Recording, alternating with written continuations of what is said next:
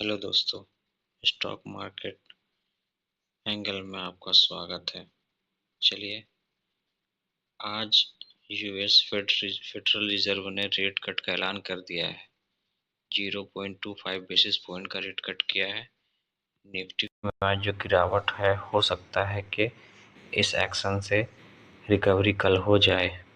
0.25% basis point का rate cut हुआ है आप लोगों को। चलिए अब जेरोम पावेल जी का कमेंट्री भी कुछ सुनाते हैं। As we get to December.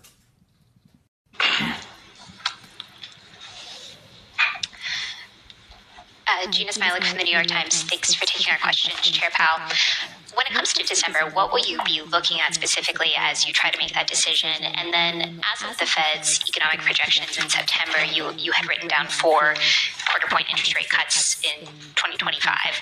Do you still think that those are likely? Is that sort of the baseline outlook at this point, or has that shifted? And if it shifted at all, can you give a little bit of detail as to why?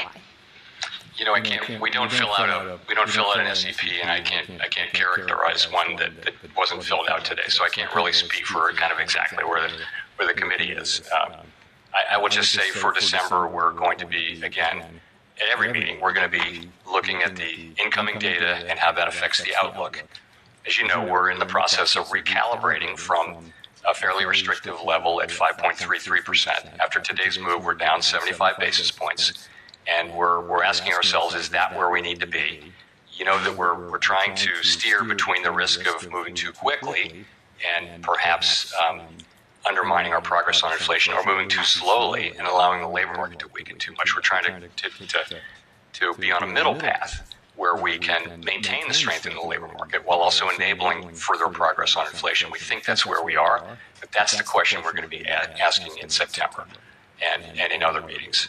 And again, I can't really update you on the committee's thinking because we don't fill out an SEP at this meeting. Yeah, totally appreciate that. I guess when it comes to your own thinking, do you think that a full percentage point of rate cuts in 2025 is a reasonable outlook? Again, we're going to wait and see how things come in December. I mean, it's just. I would put it this way: we're on a path to a more neutral stance. And that's very much what we're on. That has not changed at all since September. You know, we're just going to have to see where the data lead us. We have, you know, a whole 6 weeks of data to look at to make that decision in December. Obviously, I'm not ruling it out or in, but you know, I would say, I would say that. You know, again, we didn't update the SEP, so I'm not going to characterize, you know, where the committee would be. Thanks, Howard Schneider with Reuters. I wondered if you could please elaborate and explain a little bit the 2 changes in the language of the statement here. In the first paragraph, when you say inflation has made progress, dropping the word further progress. And in the second paragraph, dropping the sentence that the committee had gained greater confidence that inflation was progressing towards its 2% goal.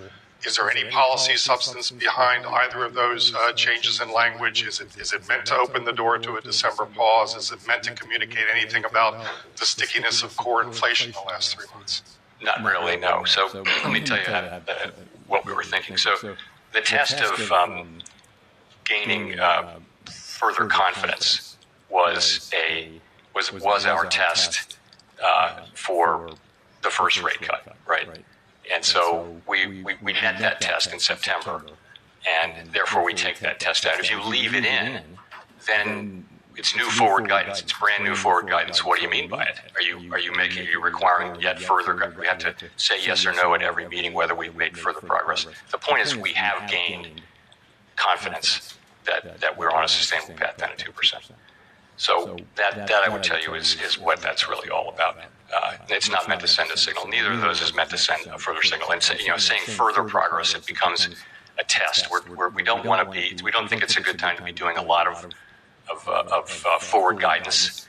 You know, there's a fair amount of uncertainty in that. In what I've said, the path that we're on, we do know where the destination is, but we don't know the right pace, and we don't know exactly where the destination is. So the point is to find the right pace and the right destination as we go. And I think there's a fair amount of uncertainty about that, and you don't want to tie yourself up with guidance. You want to be able to make sensible decisions as you go.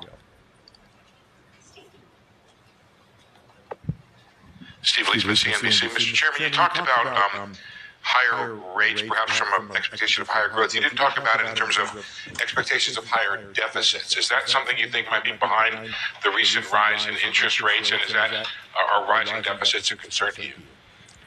So we don't comment on fiscal policy, and again, I don't have a lot more to say on what's driving bond yields. In terms of policy changes, though, let me give you a sense of how this works in the ordinary case. Let's say Congress is considering a rewrite of the tax laws. Doesn't matter what's in the content. So we would follow that. At a certain point, we'd think we see the outline, so we'd start to model it.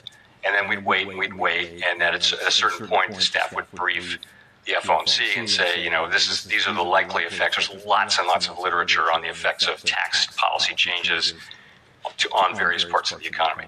So we try to get smart on that, and then the law actually passes. And you start to put it. You probably run an alternative simulation before that happens, just to keep people trying to understand it. Then when it actually passes, it goes into the model, along with a million other things. So we have a very large economy. Many things are affecting it at any given time.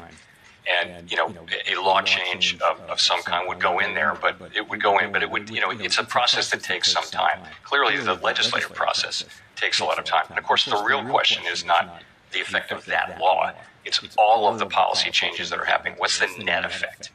And the overall effect on the economy at any given time. So I think that's a process that takes a lot of time and that we go through all the time with every administration, constantly. And this will be no different. But right now there's nothing to model right now. It's such an early stage. We don't know what the policies are, and once we know what they are, we won't have a sense of when they'll be implemented or all those sorts of things. So I think I would just say we're not doing that now, and all that will take time, and it will be very much regular order when we do that. If I could just follow up on Nick's question. Are the current rates something you feel like you need to lean against, in that they go against the direction of policy by adding restriction to the economy, or do you just take them as a given and perhaps a signal that you should do less? I just think the first question is, how long will they be sustained? If you remember the 5% 10-year, people were drawing massively important conclusions, only to find 3 weeks later the 10-year was 50 basis points lower. So it's material change.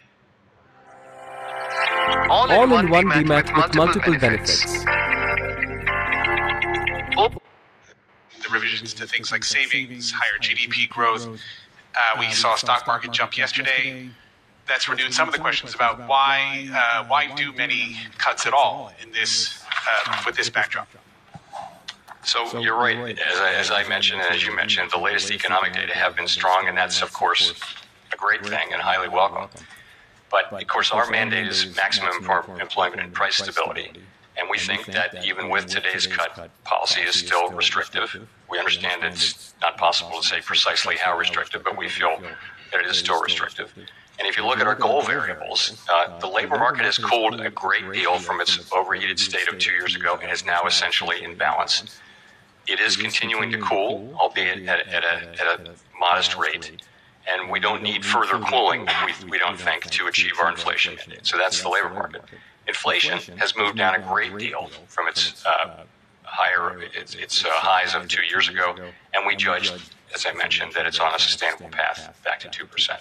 So the job's not done on inflation. But if you look at those two things, we judged in September that it was appropriate to begin to recalibrate our policy stance to reflect this progress, and today's decision is really another step in that process. Overall, as I mentioned, we believe that with an appropriate recalibration of our policy stance, we can maintain strength in the labor market, even as our policy stance enables further progress toward our inflation goal.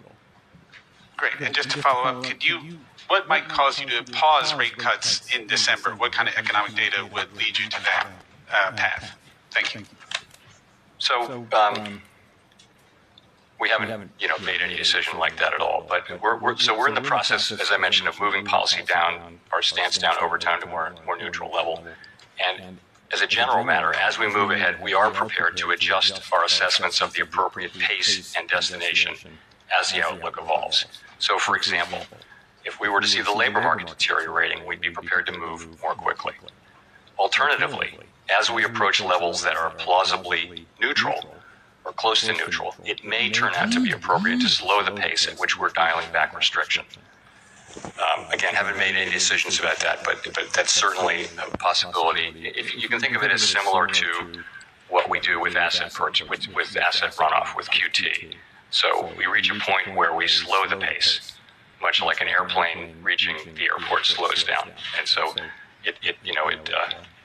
we're thinking about it that way, but it's something that we're just beginning to think about. Thanks, Chair Powell. So with the noise in the jobs reports that we've seen, and you look at the Fed's favorite inflation, PCE inflation, overall it's 2.1%, very close to the Fed's target, but core inflation is 2.7%, and it's been that way since July. So why doesn't this data give fuel to a rate pause for this meeting? Well, so I think if you look at the 3 and 6 month, you're quoting the 12-month. So we look at all of them, right? But if you look at 3 and 6 month core PCE, you'll see they're around 2.3%. So we look at all of them, and we also